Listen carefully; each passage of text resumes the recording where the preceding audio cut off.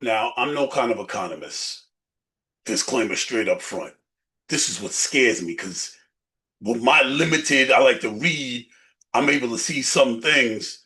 And I'm wondering with somebody with the immense knowledge as the federal chairman, Jerome Powell, who controls interest rates in this country, and from his chair tries to keep job joblessness at a low and tries to keep like he's the one who controls the monetary system in the country.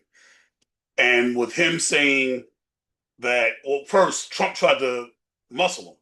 He was like, "You tried to muscle a guy that's responsible for monetary policy in the country." I'm gonna say that again because it bears saying twice.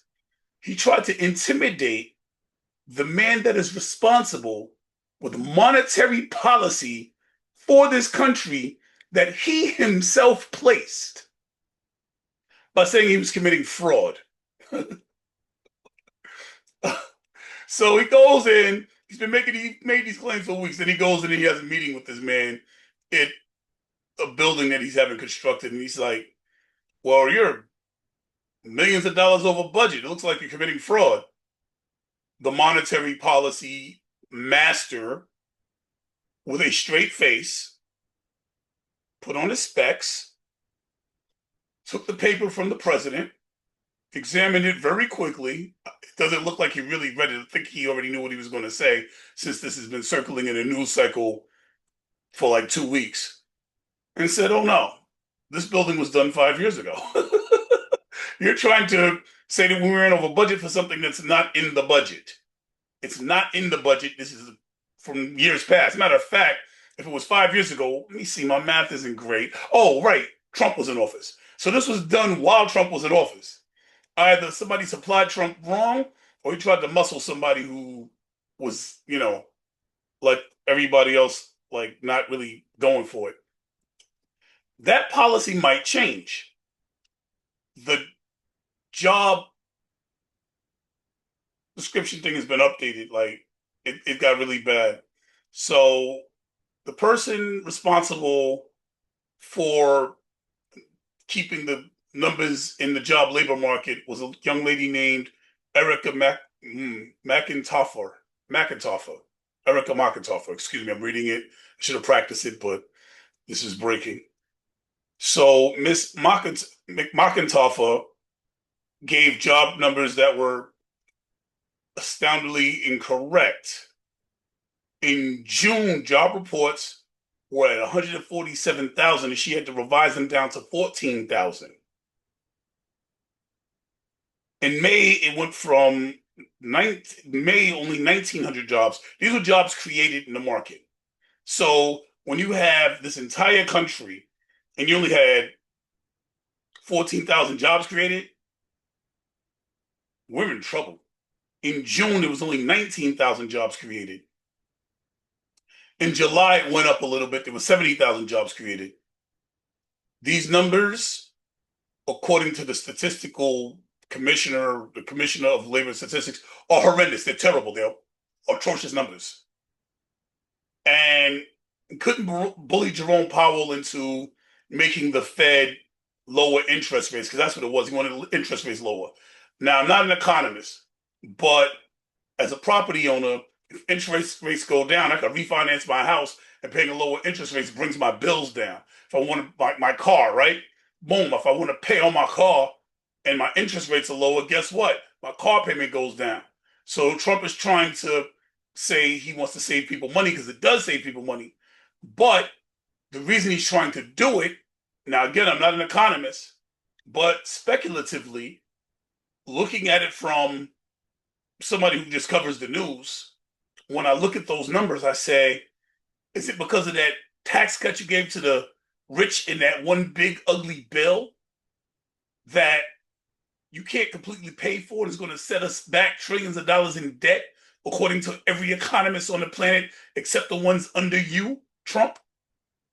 So maybe you're trying to find ways to reduce the impact of that bill, and lowering your interest rates might be one of those ways, allegedly. Well, the job market actually helps him because what Jerome Powell said is we have a healthy labor market. So, being that's one of the factors, there's no reason to lower interest. He even hinted, from what many of the pundits say, at raising interest rates. I watched the video. He might have hinted at it. So that would make things cost more. But when you have a really hot market, you want to cool it down. You grow too much and you cause inflation, I guess. I don't know. I'm not in the Congress.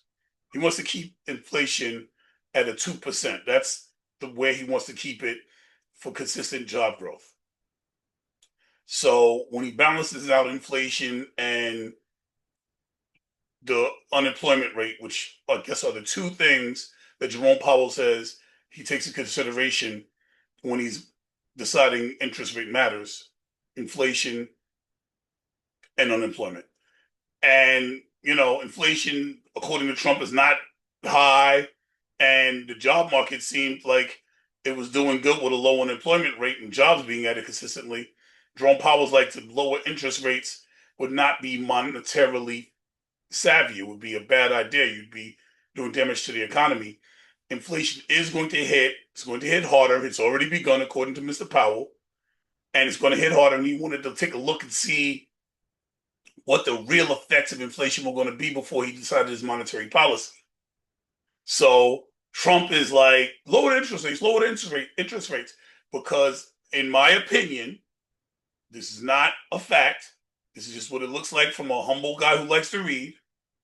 He wants to cover some of the expenditures of that big bad bill. So when the new job numbers come out, he fires when they're revised and they're very, very, very, very, very, very, very low.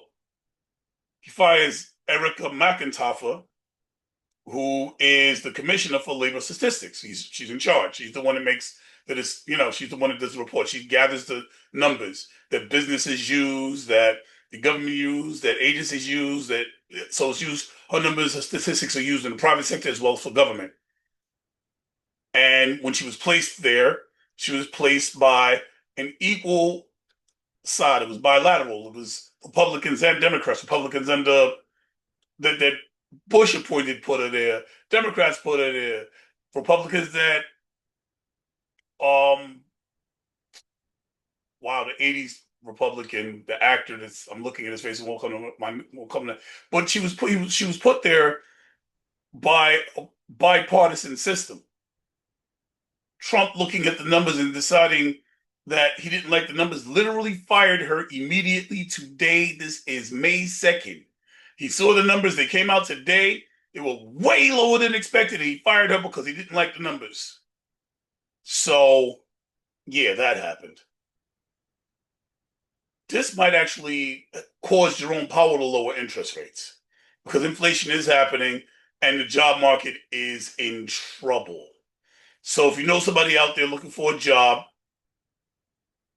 that's why. The market is not what the government's telling you or going to tell you, because they admitted it today, that these numbers will change within a week. Probably, according again to this one humble guy who likes to use critical thinking, deductive reasoning, and just a pinch of common sense to analyze things that he doesn't know about and try to come up with logical, unbiased solutions